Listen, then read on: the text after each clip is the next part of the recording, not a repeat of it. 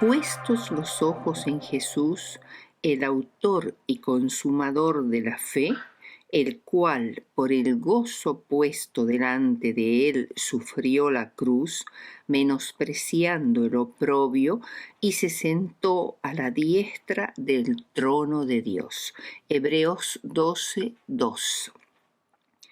Como introducción diremos que el capítulo 11 de Hebreos ilustra ampliamente el principio que se presenta en Hebreos 10, 35 al 39, que dice así: no perdáis pues vuestra confianza, que tiene grande galardón, porque os es necesaria la paciencia, para que, habiendo hecho la voluntad de Dios, obtengáis la promesa, porque aún un poquito y el que ha de venir vendrá y no tardará, mas el justo vivirá por fe, y si retrocediere no agradará a mi alma.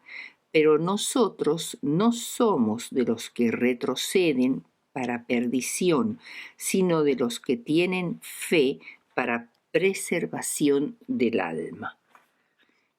En esencia, este texto nos muestra que la fe y la fidelidad son la necesidad suprema de los que esperan la venida del Señor.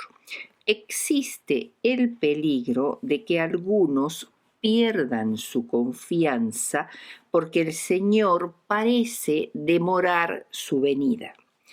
Por ello, es necesaria la paciencia a fin de poder vivir por fe.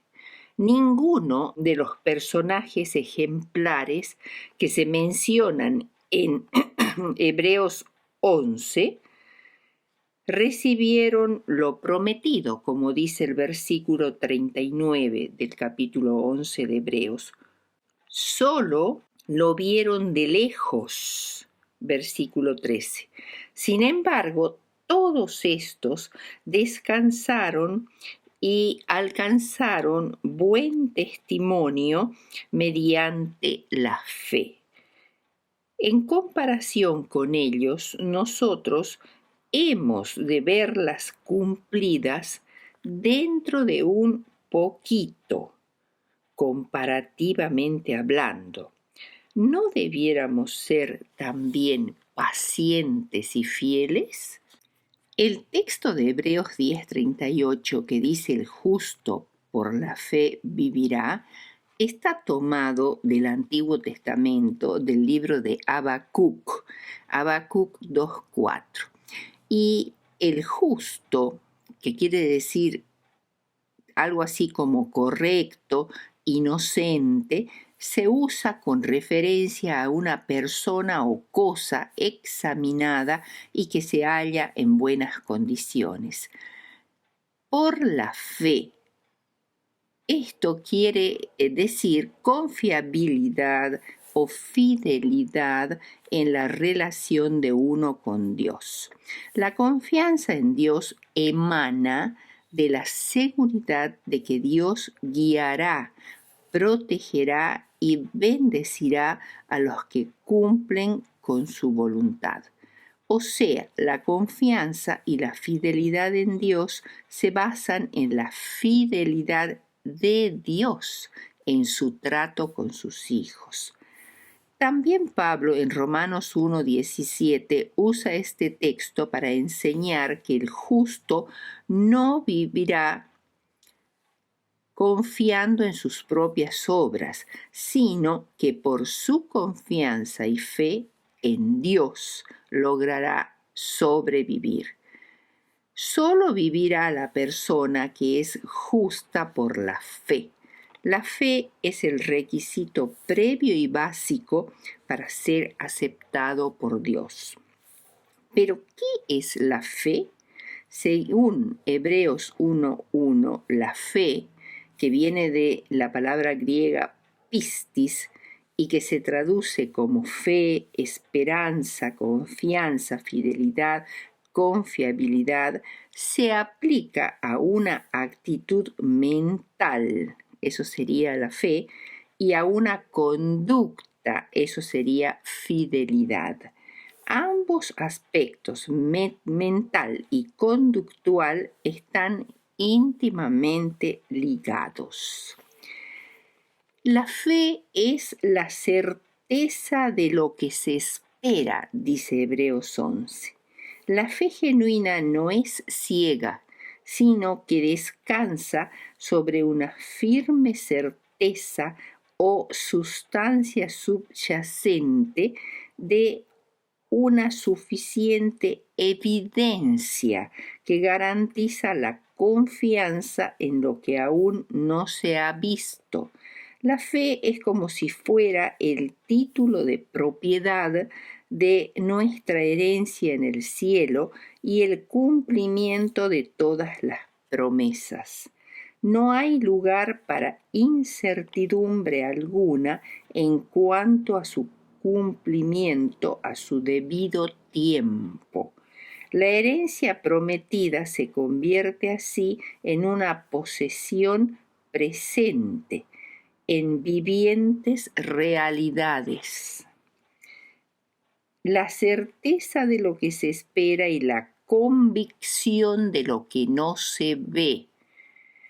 La convicción es la seguridad de que Dios cumple sus promesas, aunque por ahora no lo veamos. El primer ejemplo de esta fe es la creencia que tenemos hoy los cristianos y que fue mantenida por todos los siglos, de que el universo, todos los mundos, galaxias y toda la energía del universo fue hecho por la palabra de Dios. Lo que se ve, o sea, el mundo natural de la tierra, el mar y el cielo atmosférico con sus diferentes formas de vida, no fueron hechos de lo que no se ve. Dios no dependió de materia preexistente. Mediante su poder hizo aparecer la materia y después por ese mismo poder le impartió vida a los seres formados con ella. O sea, lo que se ve de lo que no se veía. Esto es lo que se llama creación ex nihilo, o sea, creación de la nada. Y solo por la palabra de Dios. Por fe, Abraham. Hebreos 11 es llamada la galería de la fe, donde aparece una lista de personas fieles del Israel antiguo que ejemplifican lo que es la fe y muestran cómo manifestaron esa fe con obras. Abraham es probablemente el personaje más importante de este capítulo.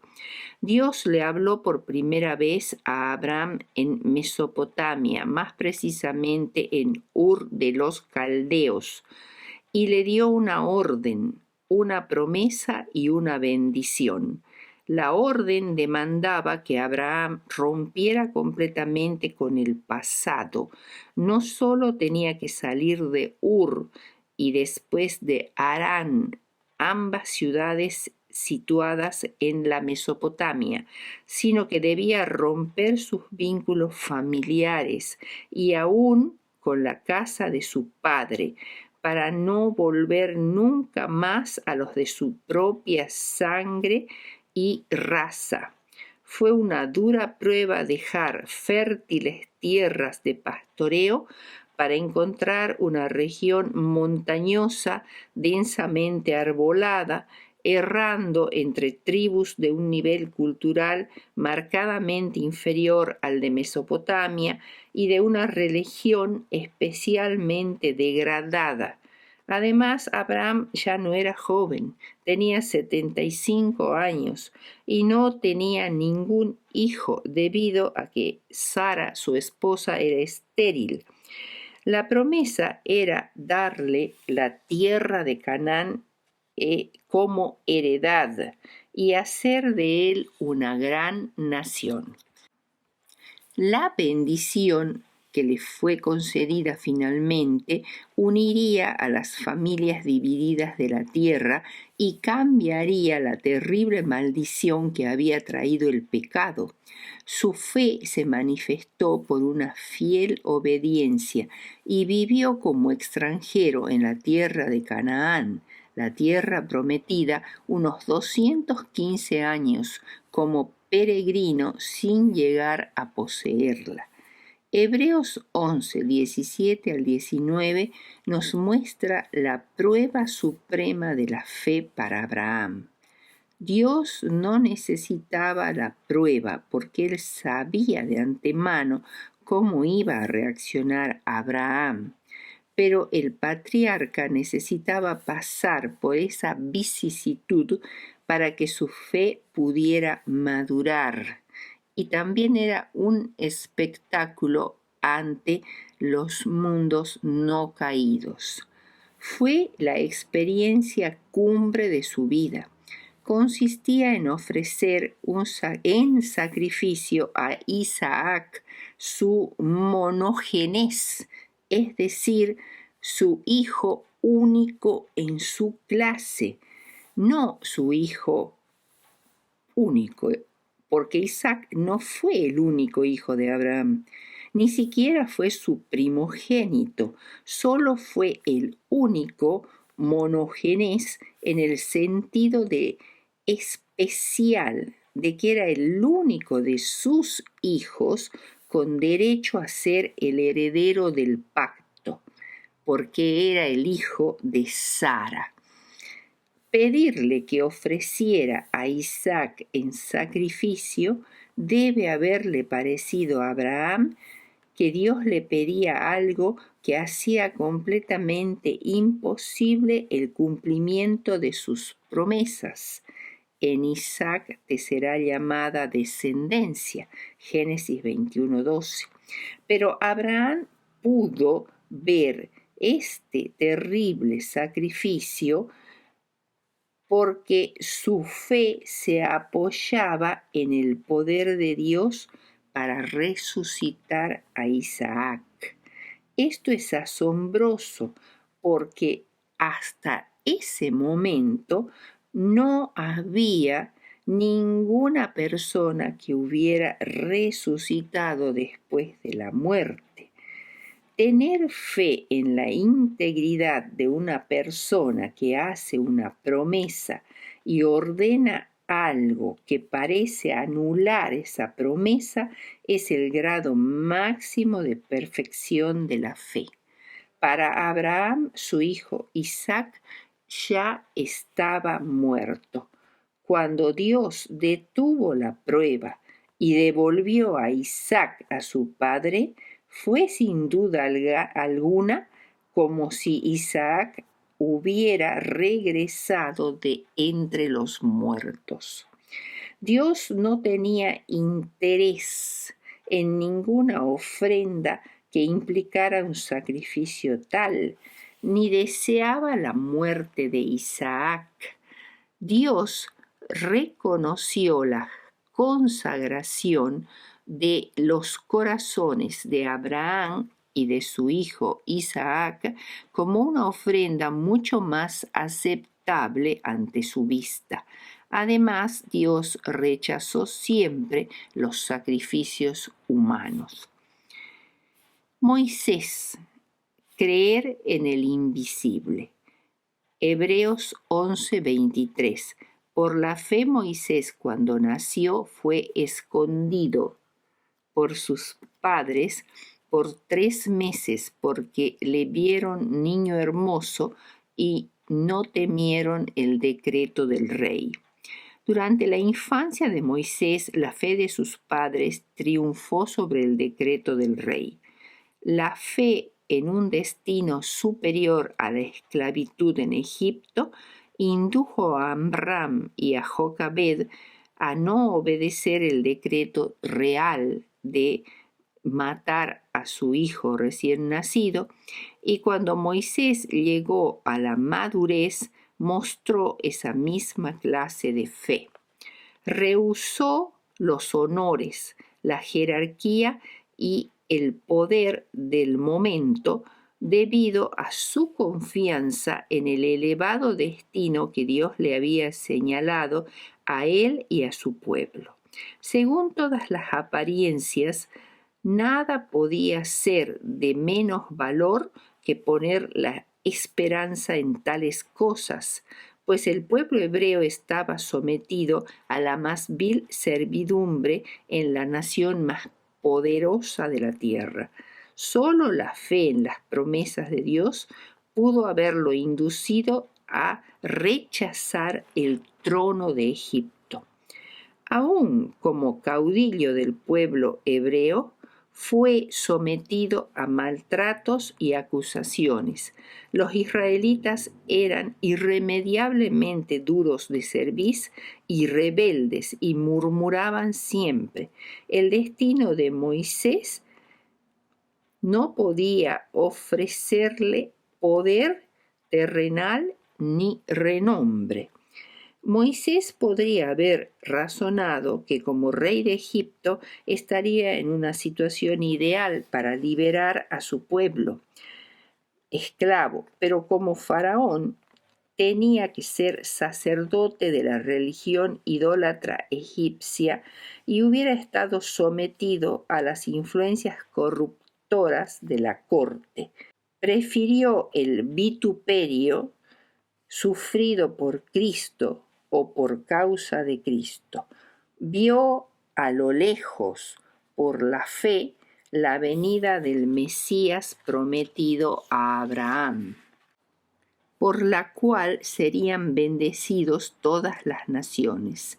Los tesoros de los egipcios, el país con todas sus riquezas, el esplendor de su corte, el poder de su trono y sus ejércitos, los tesoros de la tumba de Tutankamón, un faraón de los últimos de la dinastía a la que pertenecía Moisés, que era la dinastía 18ª, aun siendo un rey que murió joven y que no tenía gran poder, tenía tal cantidad de tesoros rodeando su tumba de oro y piedras preciosas, y además la maravillosa máscara funeraria que le cubría el rostro de oro puro, dan testimonio de que este texto es cierto. O sea, Moisés rechazó el trono cuando Egipto era un país poderoso,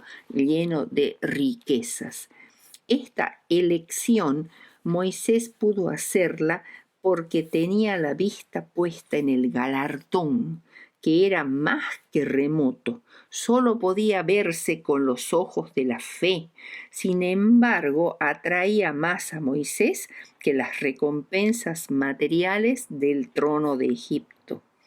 Aún antes del incidente con el capataz egipcio, Moisés necesitó de una gran fe, siendo como eran las circunstancias, para creer que pudieran cumplirse las promesas del pacto. Y cuando fue desterrado por esta equivocación, Moisés tuvo que haber necesitado una fe aún mayor para creer en el cumplimiento de esas promesas. ¿Cómo podría un desamparado exiliado en Madián, cuya muerte había sido decretada por un edicto imperial egipcio, tener la menor esperanza de liberar a los esclavos del faraón que procuraba matarlo? Por la fe Rahab y el resto. Rahab puede parecer fuera de lugar en esta enumeración de héroes de la fe, pues era pagana y además ramera, pero estas circunstancias hacen que su acto de fe sea aún más notable. Josué como general no debía entrar en tierra extraña y hostil sin antes explorarla, de manera que envió secretamente a 2 de sus hombres como espías para que le informaran solo a él sobre el resultado de su misión. Ellos se hospedaron en una posada que estaba construida junto al muro de Jericó, de la cual era dueña Rahab, la cual había sido o era ramera. Así lo hicieron para encontrar alojamiento y alimento sin llamar tanto la atención. Cuando la luz del verdadero Dios iluminó el corazón de Rahab, ésta se arrepintió de su vida pasada y echó su suerte con la del pueblo de Dios. Sin embargo, la ciudad de Jericó estaba en estado de alarma, porque un ejército había vencido a 2 poderosos reyes y estaba acampando a solo 25 kilómetros de distancia. Era el ejército de Israel liderado por Josué. Los habitantes de Jericó sabían de los milagros que habían acompañado el viaje de los israelitas por el desierto y estaban aterrados. Ella dijo a los espías: ha desmayado nuestro corazón. O sea, no tenían voluntad de luchar. Ella confesó ante los espías: Jehová vuestro Dios es Dios, como dice Josué 2:11. No sabemos bien cuándo llegó ella a esta conclusión, pero obviamente los informes que circulaban en la ciudad acerca del poder del Dios de Israel eran influyentes en gran manera. Al entregarse a Dios, ella recibió la seguridad de que sería protegida cuando ocurriera el castigo de Jericó. Ella pidió una señal de liberación para ella y su familia, y le fue dado que colgara de su ventana un cordón de escarlata, a semejanza de la sangre asperjada en los postes de las puertas, que le aseguraba la salvación. Jesús, el autor y consumador de la fe. Hebreos 12, 1 al 3. Esta es la conclusión del capítulo 11. Aquí Pablo usa una metáfora donde compara al cristiano con un atleta que hace los últimos preparativos para competir en una carrera en un estadio de la antigüedad, mientras los espectadores observan sentados en las gradas circundantes. El atleta que tiene el propósito de ganar la carrera contempla por un momento la masa de rostros que lo rodean como una nube. Aquí estos son los testigos, los héroes de la fe que se mencionan en el capítulo 11.